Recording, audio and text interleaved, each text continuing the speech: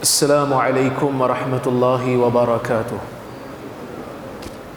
Alhamdulillah, nahmaduhu wa nasta'inuhu wa nastaghfiruh wa na'udzu billahi min shururi anfusina wa min sayyiati a'malina.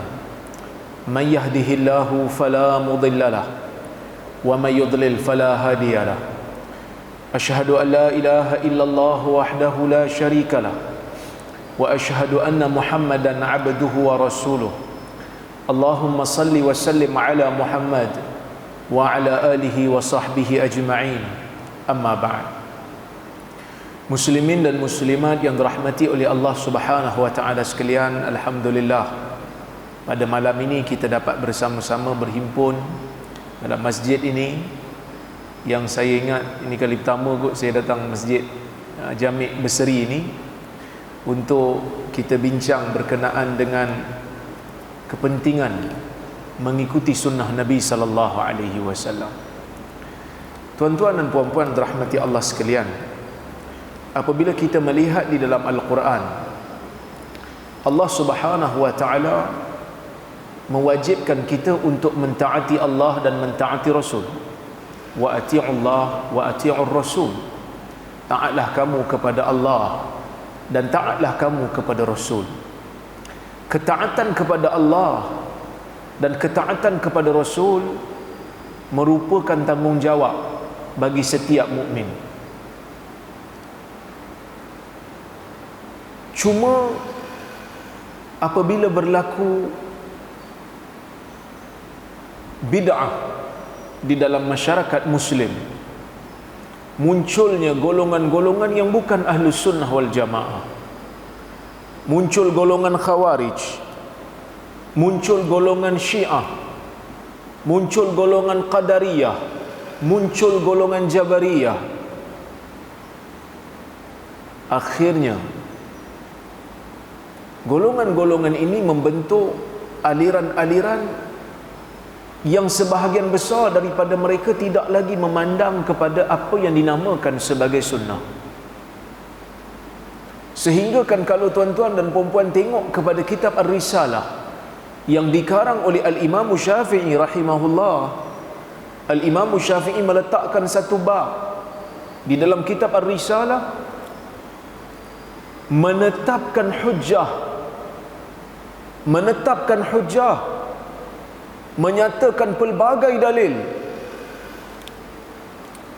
yang mengatakan hadis ini wajar dan wajib untuk diikuti dan dipegang. Seolah-olah Al-Imam Syafi'i pada zaman itu berinteraksi dengan golongan Quraniyun, golongan anti hadis. Kalau orang Arab dipanggil Quraniyun, golongan yang pakai Quran saja.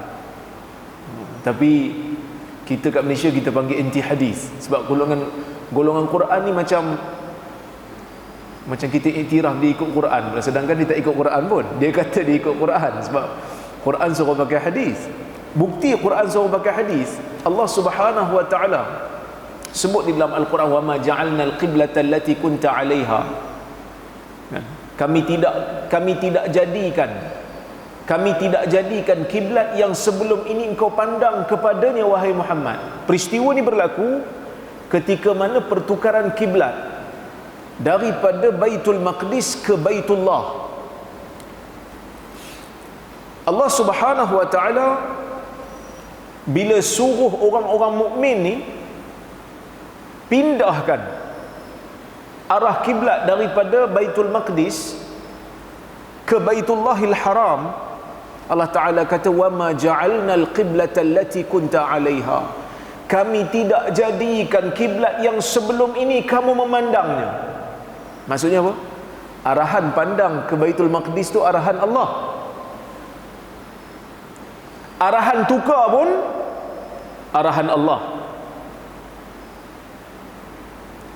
Tapi tuan-tuan cuba cari dalam Quran, mana ayat Al-Quran yang Allah Ta'ala suruh pandang Baitul Maqdis? Tak ada. Dalam Quran tak ada ayat yang Allah Ta'ala kata kamu kena tengok Baitul Maqdis. Tak ada. Yang ada suruh tukar.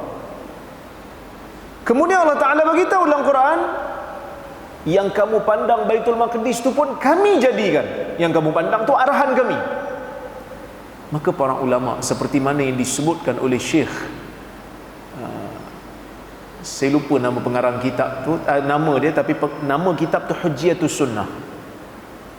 Dia mengatakan, Syekh Abdul Khaliq, dia mengatakan ini bukti daripada Allah Azza wa Jal yang mengatakan arahan Nabi juga arahan Allah.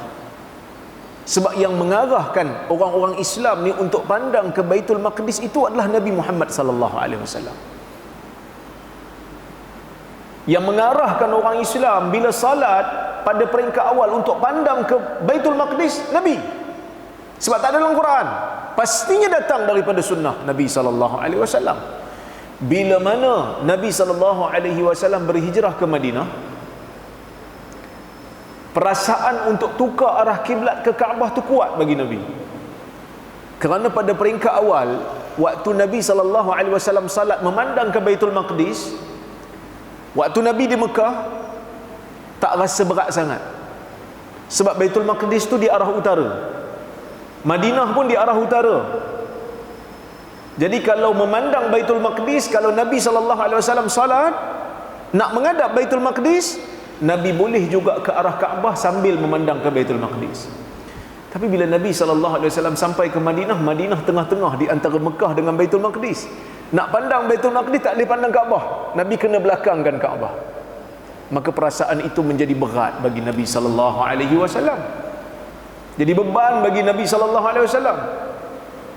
Masa tu orang Yahudi pun dah bercakap, orang-orang Quraisy pun dah bercakap. Maka akhirnya Nabi SAW minta pada Allah Azza wa Jal untuk tukar kiblat.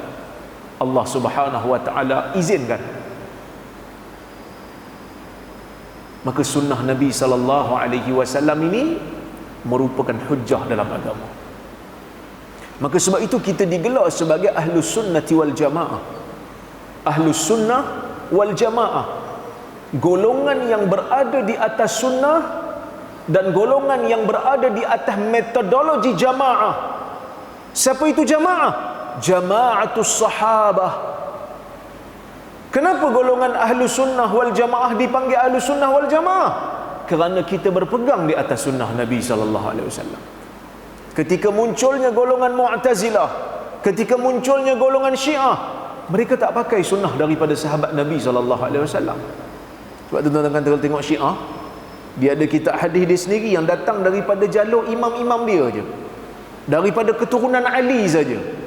Kerana menurut mereka, sahabat Nabi SAW ini semuanya ataupun majoriti besarnya, bukan semua, majoriti besarnya telah murtad disebabkan oleh kerana mereka tidak mengiktiraf Ali bin Abi Talib sebagai khalifah yang pertama selepas daripada Nabi SAW. Sedangkan kekhalifahan Ali itu adalah nas daripada Allah. Ini kepercayaan dia. Bila munculnya golongan Mu'tazilah, mereka menggunakan akal melebihi daripada kemampuannya. Mereka tengok mana-mana hadis, mereka kata hadis ni mustahil bagi akal, hadis ni pelik bagi akal. Mereka tolak hadis. Maka muncul Al-Imam Syafi'i rahimahullah. Muncul Al-Imam Syafi'i rahimahullah mengarang kitab Ar-Risalah, meletakkan begitu banyak dalil daripada Al-Quran, daripada akal, mengatakan manusia wajib terima hadis Nabi SAW. Kerana kecenderungan sebahagian daripada golongan Mu'tazilah, Mu'tazilah ni satu aliran pemikiran, aliran akidah yang terkeluar daripada ahli sunnah. Mereka banyak pakai akal. Azab kubur pun dipertolak. Kecenderungan Mu'tazilah pada masa tu seolah-olah nak kata hadis ni tak boleh pakai. Sebab apa tak boleh pakai? Sebab hadis ni mereka kata dia punya jalur tu tak banyak, hadis ahad. Maka muncul satu istilah hadis ahad. Imam Syafi'i disebut khabarul khassah, khabar ataupun riwayat daripada Nabi SAW yang datang melalui jalur-jalur perawi yang tidak ramai. Sebab hadis ni dia ada dua kategori. Satu kategori ramai yang bawa, yang ni kita panggil mutawatir. Satu lagi kategori dipanggil khabar ahad. Khabar ahad ni yang bawa tu tak ramai. Ulama hadis menerima kedua-duanya. Mutawatir confirm terimalah, sebab ia ramai, sehingga akal kata mustahil pada adat mereka boleh berpakat berbohong. Kan? Macam kita lah hari ni yang tak mengaji ilmu hadis mendalam pun, kita dok pakai juga khabar konsep berita mutawatir ni. Contohnya, tuan-tuan kalau orang tanya siapa Presiden Amerika Syarikat, tuan-tuan jawab siapa? Ha? Tak kenal? Joe Biden kan? Betul Joe Biden? Betul kan? Bila orang tanya, tuan-tuan yakin ke? Dah pergi cek ke dekat White House? Taklah ustaz, jauh tu. Kan? Saya tak pernah pergi. Jauh. Sebab US ni memang satu negara yang besar lah. Time zone dia pun ada berapa? Ada 5 tak silap time zone dia. Dia punya waktu beza-beza, besar negara dia. Kalau sampai dekat satu negeri, belum tentu boleh pergi ke satu negeri yang lain. Dia macam benua lah US ni. Kita apatah lagi jauh benua lain. Tapi kalau orang tanya, awak yakin ke? Yakin lah. Pasal apa? Ramai yang cakap. Takkan mereka pakat nak bohong kot. Betul lah tu. Walaupun kita tak pernah nampak dengan mata kita sendiri, tapi kita yakin percaya, sebab beritanya dibawa oleh ramai orang yang kita kata mustahil. Mereka ni pada adat mustahil mereka berpakat untuk berbohong. Tak ada kepentingan pun untuk bohong. Dia ada satu lagi kategori yang dibawa oleh orang yang sedikit. Berita yang sampai kat kita 1-2 orang bawa. Adakah kita automatik tolak? Tuan-tuan, dalam hidup kita banyak benda yang kita bergantung kepada khabar-khabar ataupun berita-berita yang tak dibawa oleh ramai orang pun.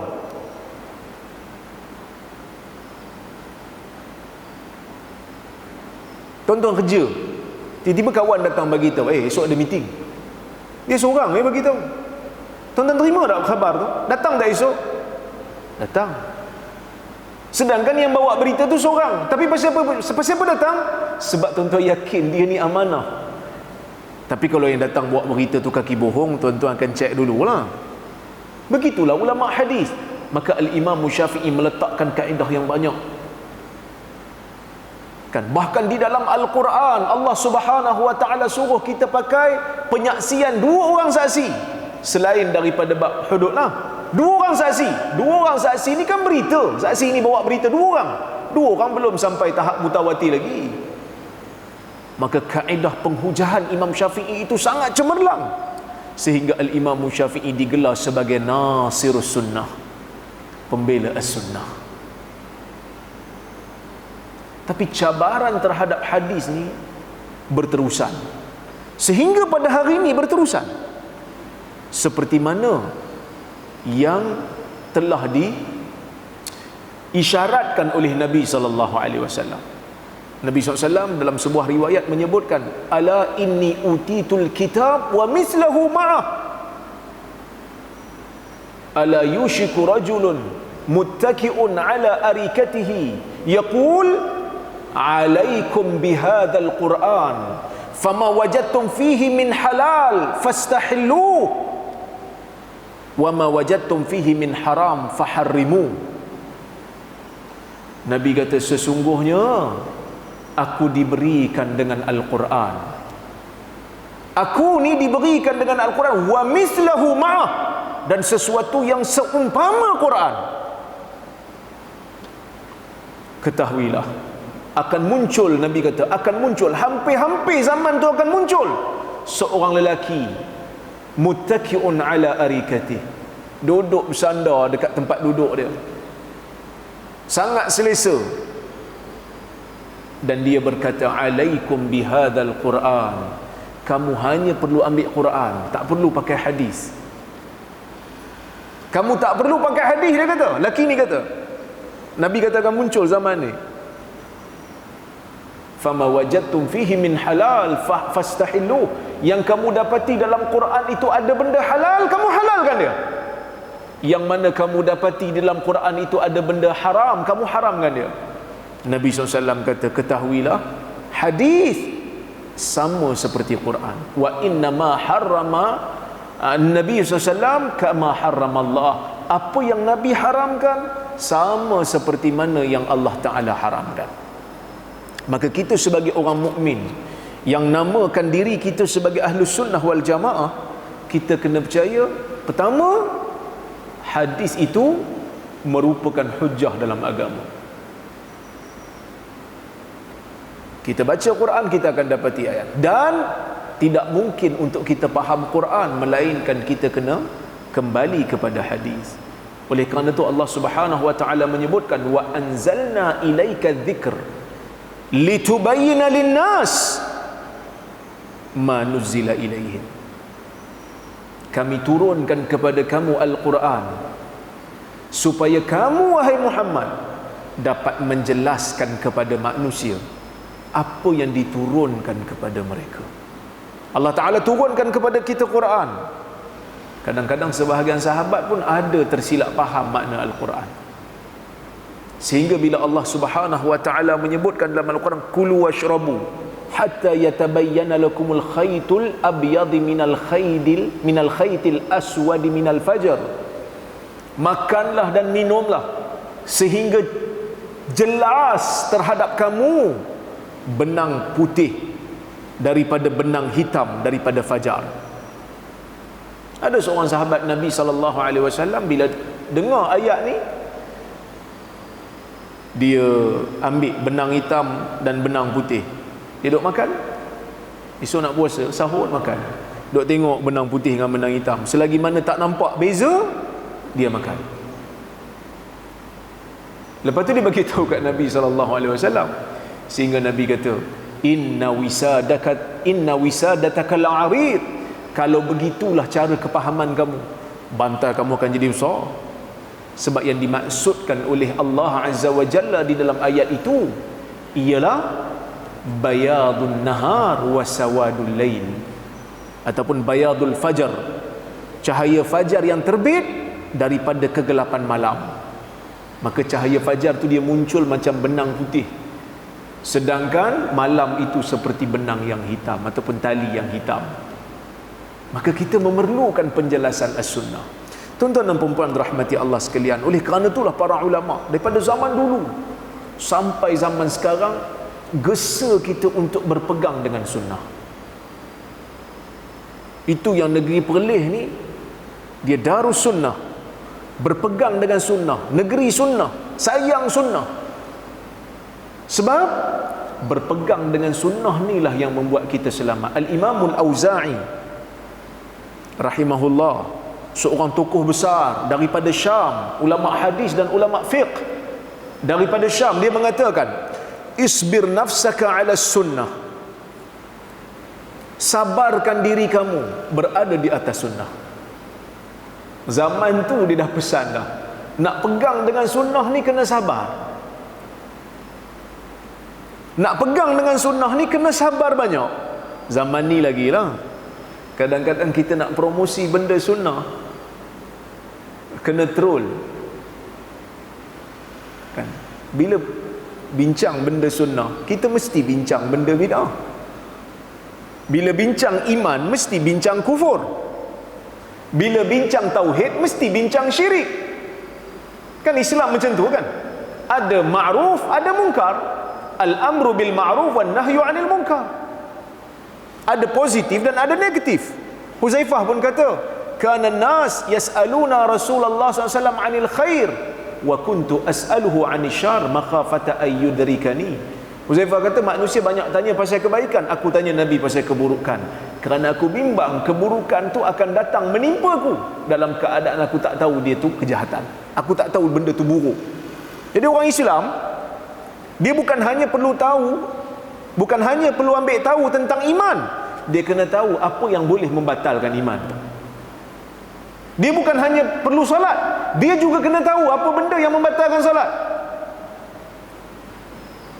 Kan kita belajar dalam fiqh, ni rukun salat, ni syarat salat, ni syarat sah, ni syarat wajib, ni rukun-rukun.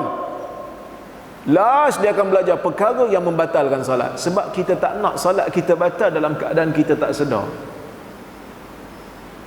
Tengok orang tu solat lama kan, bacaan pun sedap, kita kata Masya Allah, bacaan bagus, rakaat tarawih pun banyak buat. Dia kata Alhamdulillah. Sedap tu pun belum ambil wuduk lagi. Kalau ambil wuduk lagi sedap. Dia tak tahu sebenarnya solat dia tak sah. Maka sebab itu Islam diseimbangkan. Ada dalam Quran pun ada cerita kebaikan. Ada cerita Nabi Allah Musa, ada cerita Nabi Allah Isa. Dalam Quran juga ada cerita padri-padri yang jahat, pendeta-pendeta yang jahat. Ada cerita Firaun. Supaya kita tahu yang ni baik untuk diikuti, yang ni jahat, yang membahayakan dan membinasakan akhirat. Jadi bila kita cerita bab sunnah ni akan masuk sikit bab bidah. Kita pun kena troll. Kan? Kena kutuk, kena sindir. Dia kata Ustaz, mikrofon ni bidah Ustaz. Memanglah mikrofon ni bidah, bidah hasanah, bidah dalam urusan dunia. Kerana tak ada siapa kata pakai ceramah pakai mikrofon berpahala lebih daripada tak pakai mikrofon. Ada tak? Mana ada orang cakap macam tu? Kalau ada orang cakap macam tu, bidah lah. Yang sebut berkenaan dengan bid'ah ni Nabi SAW. Tapi ada sebahagian daripada kita bila dengar perkataan bid'ah jadi panah telinga, sedangkan benda tu ada dalam hadis. Tuan-tuan, saya ialah sepanjang hidup ni banyak negeri jugalah saya duduk tinggal. Ini negeri yang keberapa saya duduk kan? Negeri yang ketiga ke keempat saya duduk.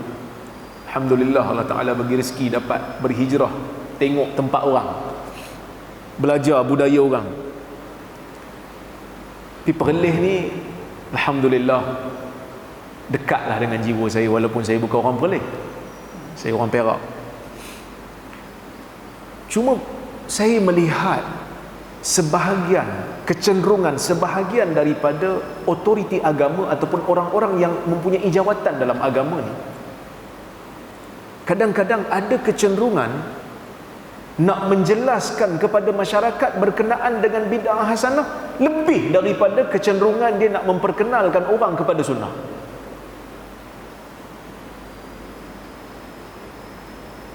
Itu yang kadang-kadang kita rasa macam agak sedikit tak kena.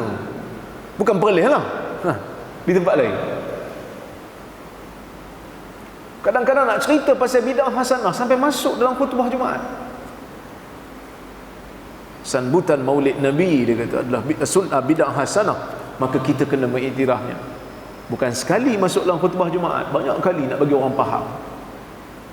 Saya tak ada masalah sambutan maulid kalau hanya sekadar ceramah. Dan itulah fatwa negeri Perlis.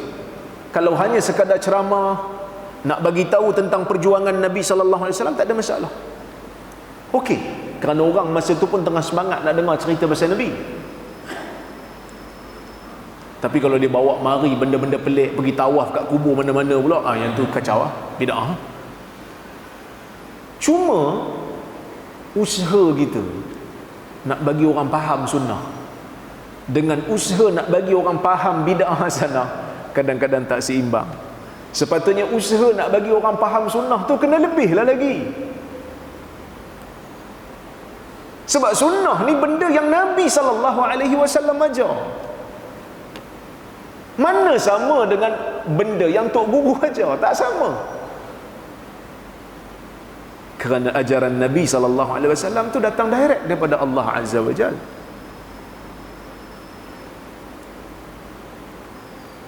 Ada seorang hamba Allah datang mari jumpa, dia kata kat saya, dia kata, Ustaz, saya ni baru jadi pengurusi masjid, kita ubah Ustaz, malam Jumaat baca surah Kahfi. Ni zaman dulu lah. Sekarang Alhamdulillah banyak agak masjid dah baca surah Kahfi. Ni usaha ustaz-ustaz kita lah. Tapi jenuh lah juga kena kutuk sebelum tu kan. Tapi akhirnya mereka pakai juga. Alhamdulillah, kita tak perlukan pujian pun. Yang penting kita nampak sunnah berjalan, okey lah. Jadi bila dia kata kita nak buat perubahan, kita panggil ustaz kuliah cerita pasal sunnah baca surah Kahfi malam Jumaat. Jemaah pakat dengar ni. Dia bukan di Perlis, di luar. Lepas tu dia baru tukar. Sebelum dia nak tukar tu, daripada Yasin kepada Kahfi, sebelum nak tukar tu dia bagi penjelasan dulu. Maksud dia ikut step by step lah. Dia bukannya dia tukar terus, orang tak faham, orang pening. Tak, dia bagi dulu. Dia bagi faham dulu, mari kuliah dulu, baca hadis, orang dah faham, dan baru dia buat. Dia kata kita nak buat perubahan Ustaz ke arah sunnah. Lah kali dia diubah jawatan, hilang jawatan terus. Ada benda. Maka sebab itu, bila kita nak berada di atas sunnah, Al-Imam Al-Auza'i kata kita kena banyak sabar. Kerana orang yang tak suka kepada sunnah ni ramai. Tak sikit lah, ramai kan? Jadi benda tu kita kena sabar. Kata dia, waqif haitsu waqafa al-qaum, di mana kaum berhenti, maksud di mana manusia berhenti, kamu berhentilah. Ya. Wa qul bima qalu, dan kamu sebut seperti mana yang mereka sebut, orang yang berpegang dengan sunnah, iaitu golongan salafus salih yang dipanggil sebagai al-jamaah. Maka dia kata wasluk sabila salafika as-salih, maka rentasilah laluan yang dilalui oleh golongan salafus salih. Ini disebutkan oleh Al-Imam Al-Auza'i. Al-Imam Ibn Hibban, pengarang kitab At-Taqasim wal Anwa', ataupun lebih dikenali dengan Sahih Ibn Hibban, dia kata apa? Wa inna min luzumi sunnah tamam as-salamah wa jima' al-karamah man lazimaha asim wa man khalafaha nadim. Dia kata di antara perkara yang melazimi sunnah itu akan membawa kepada keselamatan yang sempurna dan kemuliaan yang penuh, dan sesiapa yang memaksa dirinya melazimi sunnah, dia akan terselamat, dan sesiapa yang menyalahi sunnah, dia akan nadim, dia akan apa? Dia akan kecewa, dia akan menyesal. Jadi tuan-tuan, kehidupan kita ni tak panjang. Hidup kita ni tak panjang, hidup kita sekejap. Ibadat kita pun terhad. Carilah sunnah. Lakukanlah benda sunnah. Sebab sunnah ni datang kat kita, kadang-kadang datang dalam keadaan kita tak perlu berusaha teruk pun. Setakat duduk kat masjid, dalam ikon lagi, dengar benda sunnah. Zaman dulu tuan-tuan, para ulama mengembara daripada satu kota ke satu kota semata-mata nak mendengar satu hadis Nabi.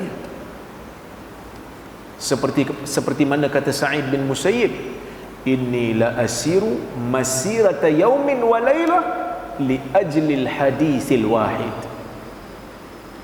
Aku ni sanggup berjalan perjalanan jauhnya sehari semalam hanya semata-mata kerana nak dengar satu hadis daripada Nabi SAW. Tu belum kira lagi kisah yang diceritakan oleh Ibn Abi Hatim, penuntut ilmu hadis. Dia kata pada zaman dia nak dengar kuliah hadis, tak makan berhari-hari, minum air sebab duit tak ada. Abu Hatim Ar-Razi kan? Ada yang mengembara, air tak ada, sampai bila kencing darah. Tapi kita hari ni Allah Subhanahu wa ta'ala berikan kemudahan, dapat dengar benda-benda sunnah. Kadang-kadang sambil duduk minum kopi kat rumah ada live kan. Kita kuliah kat Perlis, dekat Johor boleh dengar. Kita kuliah kat Perlis, kat Sabah boleh dengar. Begitu mudahnya ilmu itu disampaikan pada masa ni, tinggal kita nak buat ya. Dan kenapa pentingnya sunnah ni? Sebab Allah Azza wa Jal tak ada hantar orang lain untuk ajar kita cara untuk beragama melainkan hanya Nabi Muhammad sallallahu alaihi wasallam. Sebab itu dalam hadis Qudsi, dulu saya baca bulan sudah di Masjid Matayang, saya dah baca hadis tu. Allah Ta'ala sebut apa dalam hadis riwayat Muslim tu? Allah Ta'ala kata, ya ibadi kullukum dhal illa man hadaitu. Wahai hamba-hambaku, kamu ni semua sekali sesat, tak tahu apa itu hidayah, kecuali orang yang aku berikan kepadanya hidayah. Allah Ta'ala menghantar Nabi-Nya untuk mengajar kita tata cara ibadat. Kita tak tahu macam mana nak ibadat, tak tahu macam mana nak salat, tak tahu macam mana nak puasa, tak tahu macam mana nak buat haji, sehinggalah datang daripada Nabi SAW ni sunnah, maka kita amalkan, ya. Maka sebab itu Allah Subhanahu wa Ta'ala sebut dalam hadis qudsi, Allah Ta'ala sebut dalam hadis Bukhari, Allah Ta'ala kata, "Wama taqarraba 'abdi wama taqarraba ilayya 'abdi bi syai'in ahabba ilayya mimma aftaratuhu alaihi."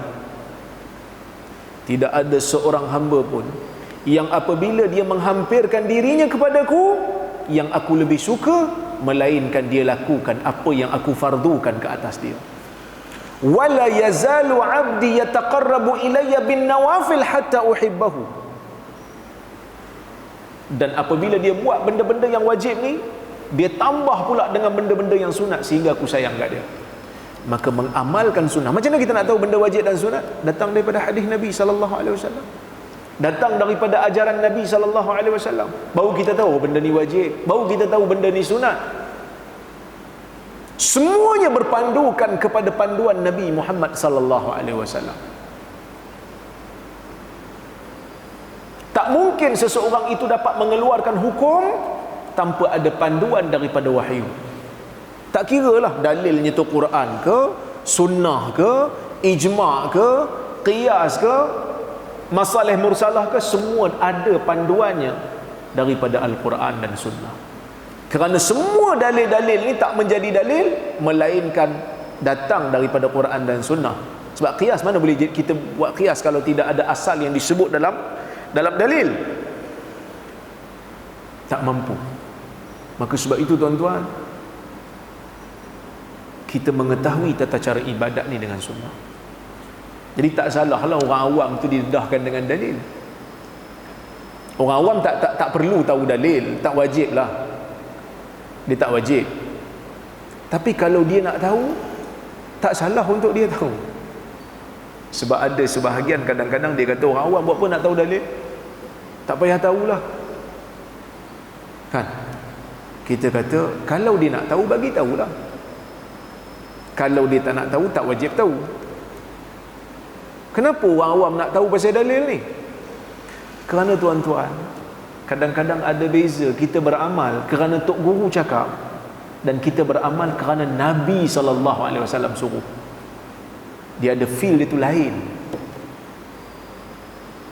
Tuan-tuan, bila kita salat, kita tahu Nabi SAW tunjukkan cara ini untuk saya salat.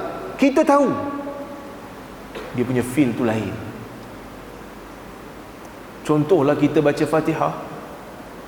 Kan kita baca Fatihah, kita dah dengar dah hadis qudsi, Allah Subhanahu wa Ta'ala jawab setiap daripada ayat yang kita baca dalam Fatihah.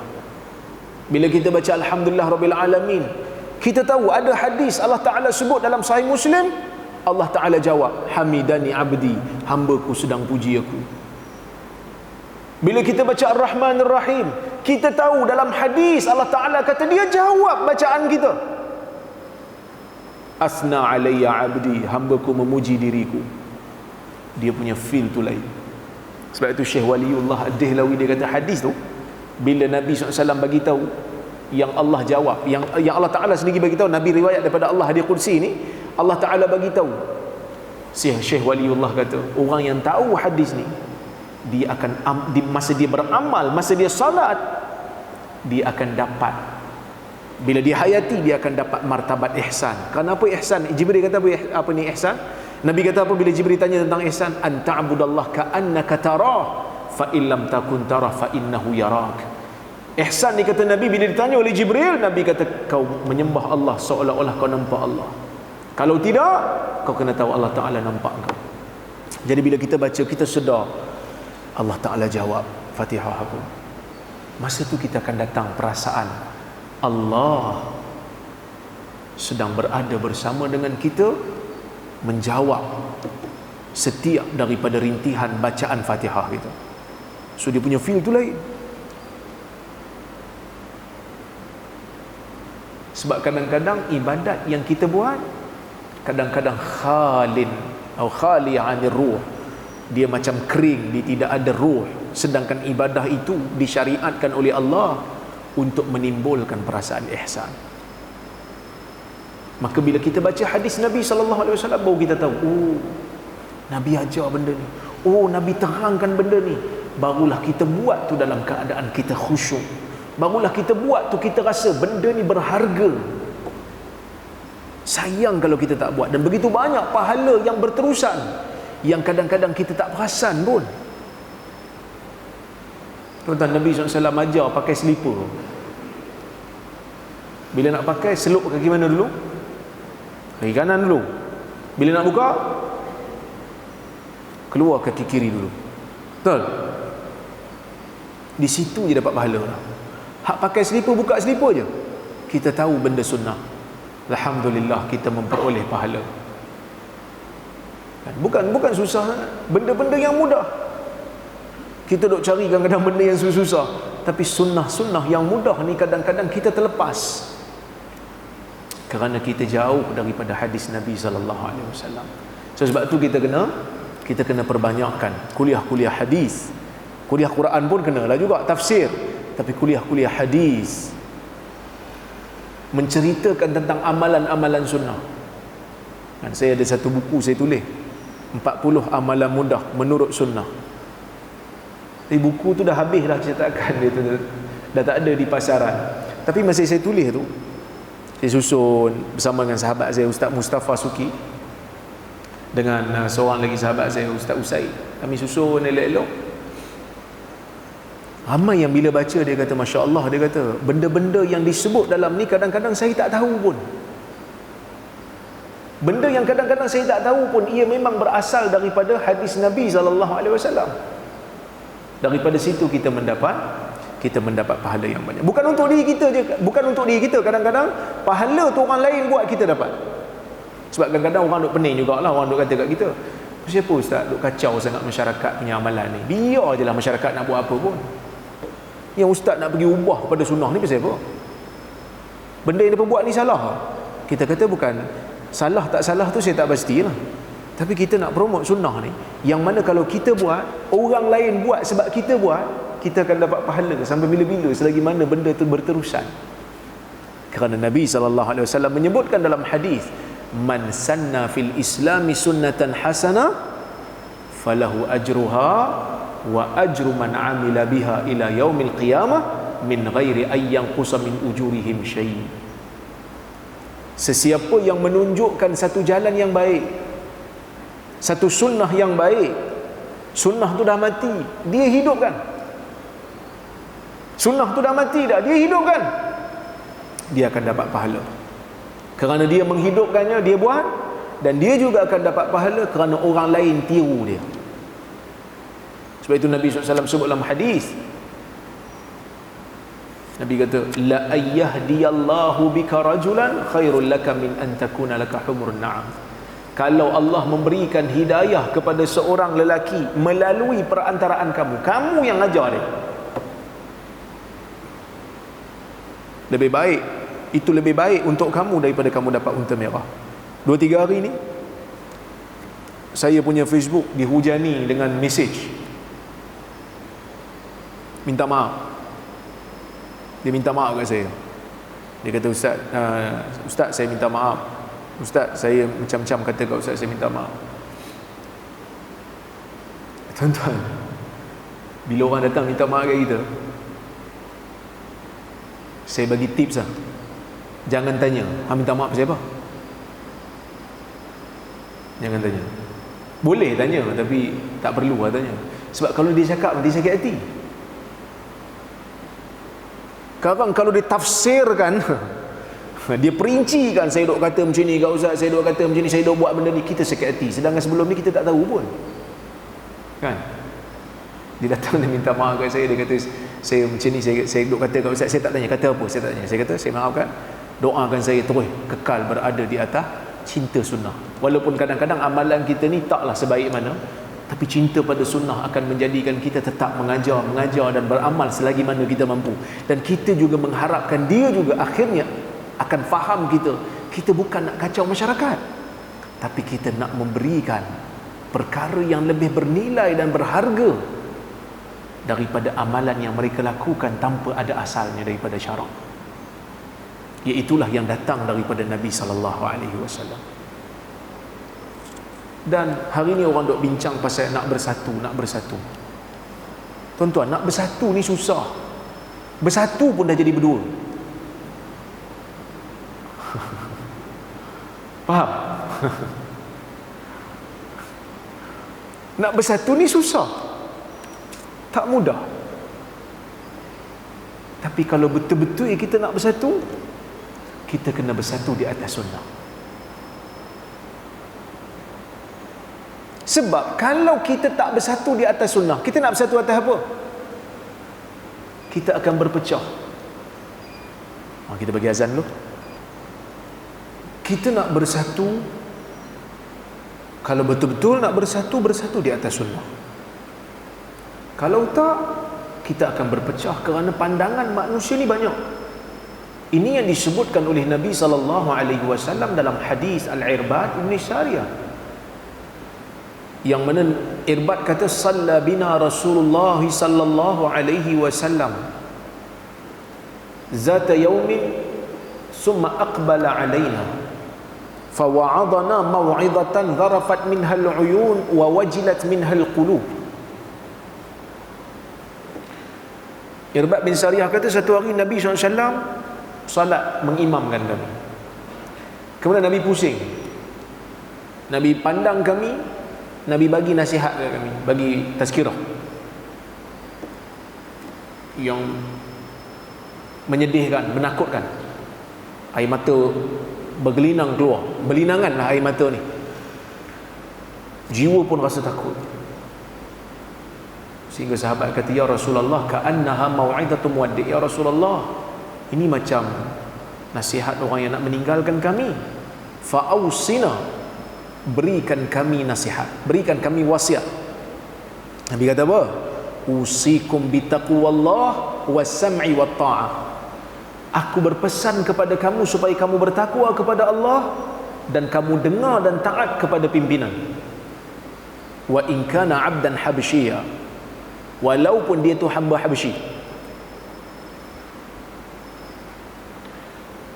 Fa innahu may ya'ish minkum fasayara ikhtilafan katsira fa 'alaikum bi sunnati wa sunnatil khulafa'ir rasyidin al mahdiyyin min ba'di 'addu 'alaiha bin nawajidh. Nabi kata, sesungguhnya siapa yang hidup lama lepas aku tak ada nanti, lepas Nabi wafat, Nabi kata akan muncul perselisihan yang banyak. Ini Nabi sebut akan muncul perselisihan. Orang awam pun jadi pening lah kan. Ustaz ni cakap macam ni, ustaz ni cakap macam ni, ustaz ni cakap macam tu. Bila berlaku perselisihan, Nabi kata apa? Fa'alaikum bisunnati, kamu kena pegang sunnah aku. Wa sunnatil khulafa'ir rasyidin al-mahdiyyin min ba'di 'addu 'alaiha bin nawajidh. Dan sunnah khulafa' ar-rasyidin yang diberikan hidayah selepas daripada aku, gigit dengan geraham, bukan gigit dengan gigi kacik ni. Gigi kapak ke gigi kacik orang ini? Kalau gigit dengan ni boleh terlepas, gigit dengan geraham, dia kuat. Jangan lepas. Nabi SAW suruh berpegang dengan sunnah. Dan di akhir zaman Nabi kata apa? Bada al-islamu ghariba, akan asing. Sebab apa? Sebab ramai tak mau balik pada sunnah. Tak mau tengok Nabi kata apa. Dia nak pergi tengok orang lain kata apa. Kita di akhir zaman, kita pegang dengan apa yang Nabi SAW kata. Bila saya cakap macam ni, ada orang dia salah faham pula. Dia kata depa ni bukan pakai ulama, depa faham cara depa. Tak. Saya sebut nama-nama ulama tadi. Saya sebut Al-Imam Al-Auza'i, saya sebut Ibn Hibban, saya sebut Al-Imam Syafi'i. Yang tu bukan ulama lah, tapi Imam Syafi'i sendiri waktu ditanya oleh anak murid dia tanya tentang satu masalah, Imam Syafi'i kata faqad qada Rasulullah sallallahu alaihi wasallam bi kadza wa kadza. Imam Syafi'i kata dalam masalah ni Nabi SAW dah beri keputusan lah. Ni jawapan Nabi SAW. Anak murid dia tanya, laki itulah dia tanya, ara'aita anta? Dia kata, apa pandangan kamu pula? Nabi dah kata macam tu, pandangan kamu apa? Wahai Imam Syafi'i. Imam Syafi'i kata, Imam Syafi'i marah dekat yang tanya ni. Dia kata, kamu ingat aku ni dalam gereja ke? Hal tarani fi kanisa? Kamu nampak aku dalam gereja ke? Kamu nampak aku ni dalam biara ke? Hal tara fi wasati zunnara? Kamu tengok aku pakai tali pinggang. Dia kalau tuan-tuan tengok zaman dulu punya cerita, orang yang duduk dalam gereja ni, dia ada pakai tali pinggang sambil pakai jubah, pakai tali pinggang Kristian. Kamu nampak aku pakai tali pinggang tu ke? Sampai nak kata bila Nabi kata macam ni, aku nak kata yang lain. Dan perbuatan kamu tanya tu, Imam Syafi'i maksudkan yang kamu tanya ni bahaya. Sebab bila Nabi dah cakap macam tu, tiba-tiba kamu nak cari petunjuk lain selain daripada petunjuk Nabi SAW. Ni bahaya. Maka sebab itu dalam riwayat yang lain, Ibnu Umar dalam Bukhari, Ibnu Umar pernah didatangi oleh seorang lelaki, tanya dia berkenaan dengan tata cara tawaf. Maka Ibnu Umar kata Nabi SAW menyentuh Hajar Aswad ketika tawaf dan cium Hajar Aswad. Laki yang tanya ni, bila Ibnu Umar kata macam tu, dia tanya, dia kata, qultu ara'aita in zuhimtu ara'aita in ghulibtu. Dia kata, wahai Ibnu Umar, apa pandangan kamu kalau waktu aku nak cium atau nak sentuh Hajar Aswad tu terlalu ramai orang sampai aku tak boleh, ataupun ghulib tu orang lain duk pergi dulu sampai aku tak boleh nak buat apa, aku tak ada kuasa lah, aku tak ada kekuatan nak pergi cium Hajar Aswad. Ibnu Umar kata apa? Dia kata, ij'al ara'aita bil Yaman ra'aitu Rasulullah sallallahu alaihi wasallam yastalimuhu wa yuqabbiluhu. Ibnu Umar kata, pandangan ni pergi tinggal kat Yaman. Yang aku nampak Nabi SAW buat benda ni. Yang aku nampak Nabi sentuh dan Nabi cium. Kalau mampu buat. Maksudnya apa? Janganlah tanya macam-macam. Kita kadang-kadang bila kita nak promote benda sunnah ni, dia tanya macam-macam. Dia kata, kalau orang marah saya macam mana ustaz? Kalau orang pulaukan saya macam mana ustaz? Dia banyak dia punya alasan. Ibnu Umar kata, ij'al ara'aita bil Yaman. Orang ni yang tanya ni orang Yaman. Bila Ibnu Umar kata Nabi buat macam ni, dia tanya lagi, kalau ni hang pergi tinggal kat Yaman, hang mari mengaji dengan aku, Nabi cakap macam ni, kalau boleh buat, jangan duk banyak dakwa-dakwi lagi lah. Itu Ibnu Umar. Dia ada satu lagi sahabat dalam Sahih Bukhari, kalau tak silap saya, Imran bin Husain. Dia ditanya oleh seorang, dia bila baca hadis, dia kata Nabi SAW bersabda, al-haya kulluhu khair atau khairu kulluh. Malu ni baik, semuanya baik. Malu ni menjaga maruah, bagus. Ada seorang lelaki, dia kata, sekadar yang saya baca dalam kitab-kitab yang lama, dia kata, dalam kitab-kitab hikmah, dalam kitab-kitab hukama, bijak pandai dulu-dulu, mereka kata malu ni ada yang baik dan ada yang lemah, dia kata. Sahabat ni terus marah dekat orang yang kata, aku baca hadis daripada Nabi, kau pergi baca kitab lain. Aku baca pada engkau hadis Nabi, engkau dah ambil kitab lain dok banding dengan hadis Nabi. Ini perangai yang bahaya. Maka sebab itu tuan-tuan dan puan-puan, isu ikut sayang kepada sunnah Nabi SAW ni kena ada dalam diri kita, kena ada dalam jiwa kita. Cuma berkemungkinan kita akan dapati dalam setengah keadaan ulama-ulama yang ikhlas ini secara zahirnya menyanggahi hadis Nabi SAW. Kadang-kadang kita akan nampak Tapi kalau perkara itu berlaku, kalau mereka tu ulama yang ikhlas, yang terkenal sebagai tokoh besar, kita kena sangka baik dengan mereka, seperti mana yang disebutkan oleh Ibn Taymiyah rahimahullah. Dia mengarang satu kitab yang bagus, tajuk kitab dia Raf'ul Malam Anil A'immatil A'lam, atau an A'immatil A'lam, mengangkat celaan daripada ulama-ulama tokoh-tokoh besar. Dia kata di antara sebab ulama-ulama ni menyanggahi hadis Nabi, ada faktor.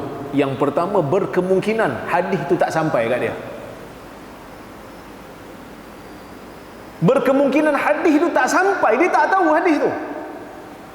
Seperti mana Umar tak tahu hadis berkenaan dengan taun di zaman Nabi SAW. Nabi sebut, sehinggalah Abdul Rahman bin Auf yang bagi tahu dekat Umar. Bayangkanlah, tokoh sebesar Umar pun ada hadis yang tak sampai kat dia, sehingga diberitahu oleh sahabat lain. Itu pertama.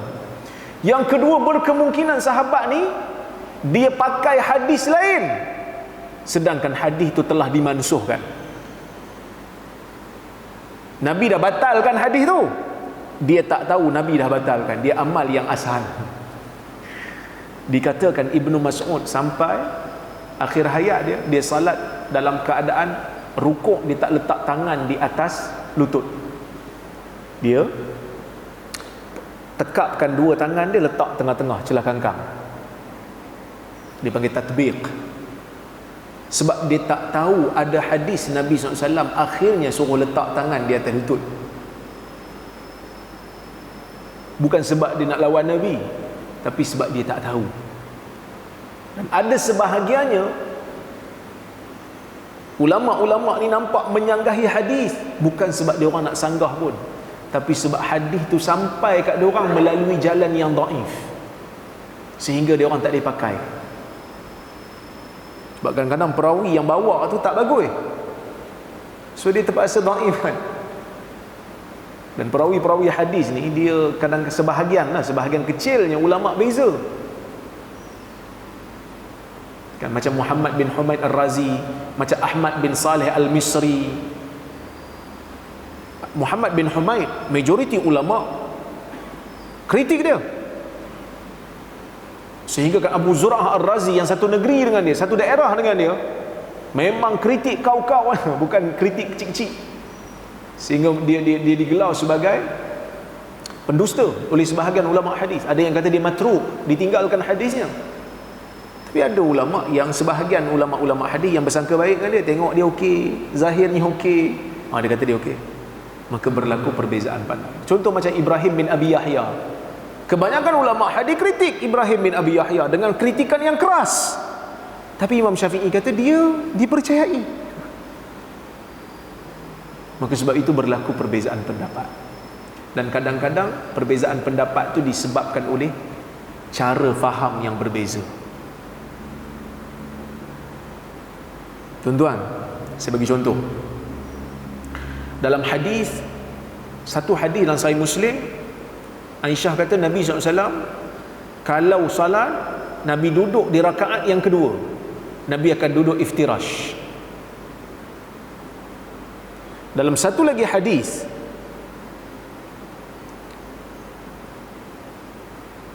daripada, saya lupa nama sahabat tu, Abu Humaid As-Sa'idi aku tak silap, saya lupa nama sahabat tu. Tapi dia kata Nabi SAW bila duduk tasyahud awal dia akan iftirash, bila duduk tasyahud akhir dia akan tawarruk. Tahu tawarruk? Tawarruk tu bila kita duduk atas pinggul kiri kita. Tuan-tuan faham tak? Kalau solat 4 rakaat, tasyahud awal kena sunat lah, sunat iftirash. Tasyahud akhir sunat tawarruk. Aisyah kata Nabi SAW kalau duduk pada rakaat kedua dia akan iftirash. Kalau solat subuh 2 rakaat, ada tasyahud awal tak? Tak ada. Nak iftirash ke nak tawarruk?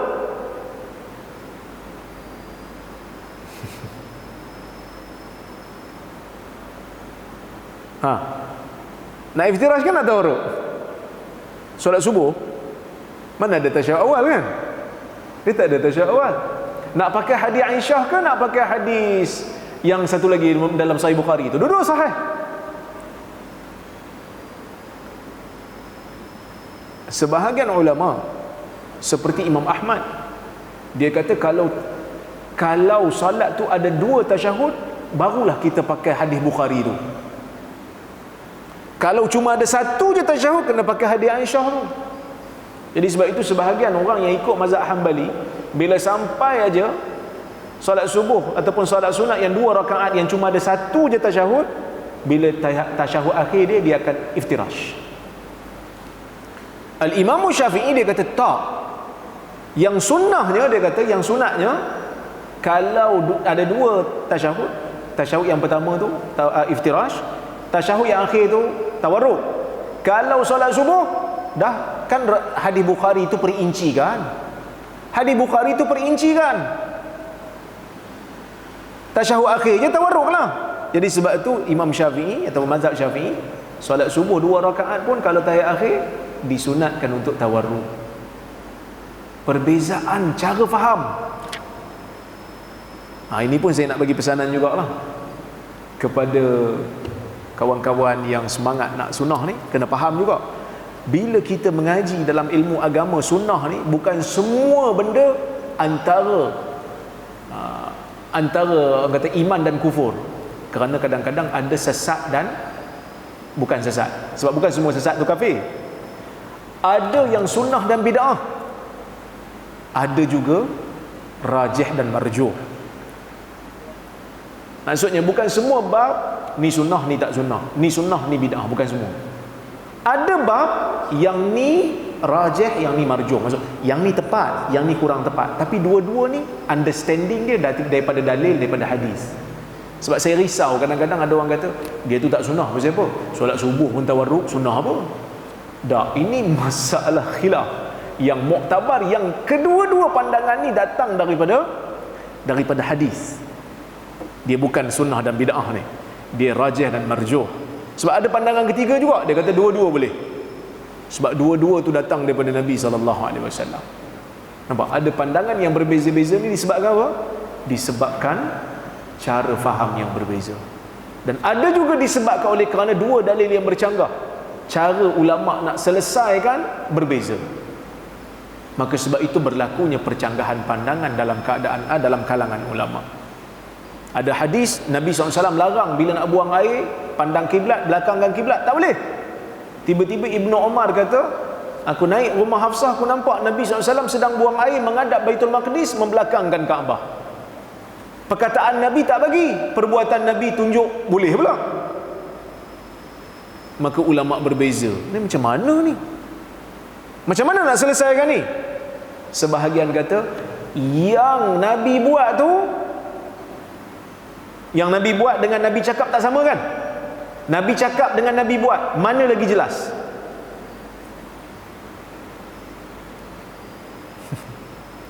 Perkataan Nabi SAW dengan perbuatan Nabi, mana lagi jelas? Perkataan. Kerana perbuatan bila buat boleh menunjukkan harus, boleh menunjukkan sunat, boleh menunjukkan haram.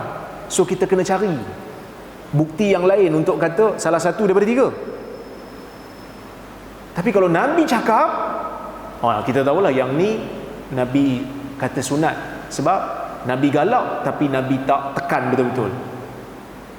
Tapi ini wajib sebab Nabi tak bagi sungguh ni. So kita kena wajib ikut Nabi dalam masalah ni. Yang tu haram sebab Nabi larang, yang tu kita kena buat yang ni.